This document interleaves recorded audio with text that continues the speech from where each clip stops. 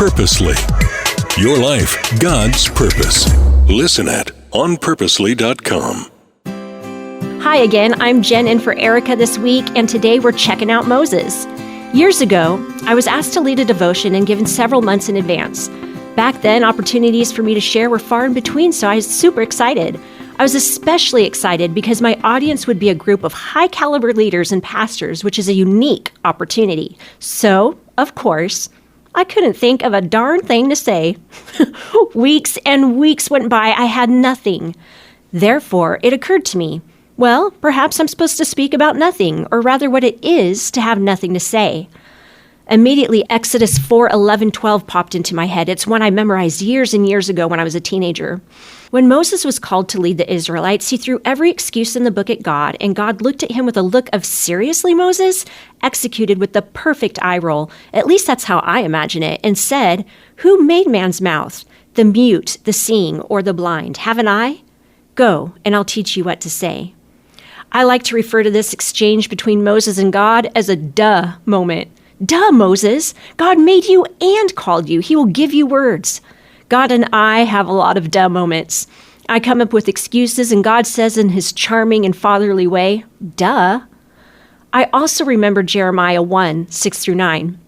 He told God he was too young and inexperienced to do what was being asked of him. God said, "Don't say that. You'll go where I say to go and say what I tell you to say. Don't worry about what others think or do. I've given you words."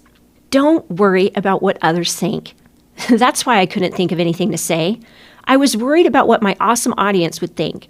I wanted to be witty and wise and use my opportunity to impress. And honestly, isn't that our issue a lot of the time as people with a gift to share? 1, our focus or motivation is off. And 2, we forget the power of the one who sent us. Our focus and motivation must always be the fact that we are called to point to Jesus by Jesus. We always have something to say. We need to take our focus off being perfectly witty word geniuses that gain oohs and ahs and just talk Jesus, yo.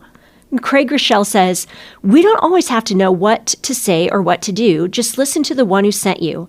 It's God's authority that authorizes us to speak on his behalf and not our own. It's God's authority that worked in Moses, not his own."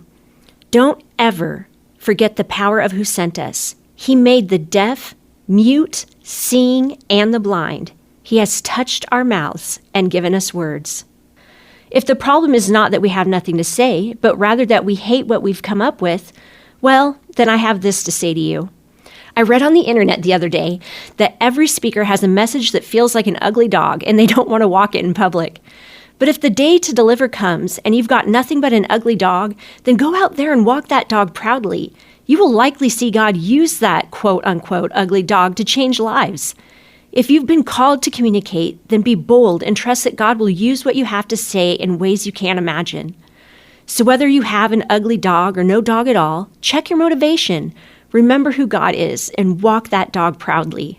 I mean, if anything, I figure your dog will be so ugly the crowd will be left speechless, and then at least you won't hear any criticism. Thank you, Moses, for showing us faithfulness to obey even when you initially showed doubt. Thank you for making time for the Bible for Busy People today. If being part of this community is a blessing to you, it's super easy to share this podcast with someone you love. We're all about spreading the hope of Jesus like butter. So if you've got a moment to write a review, boy, we'd really appreciate that. Maybe you need a little prayer today, or you're ready to take that next step with God. I invite you to check out our show notes. You're going to find lots of encouragement there. This podcast is one branch on a tree called Purposely, a podcast network designed with practical podcasts to help you find and thrive in God's purpose for your life. If you've got a pulse, you've got a purpose.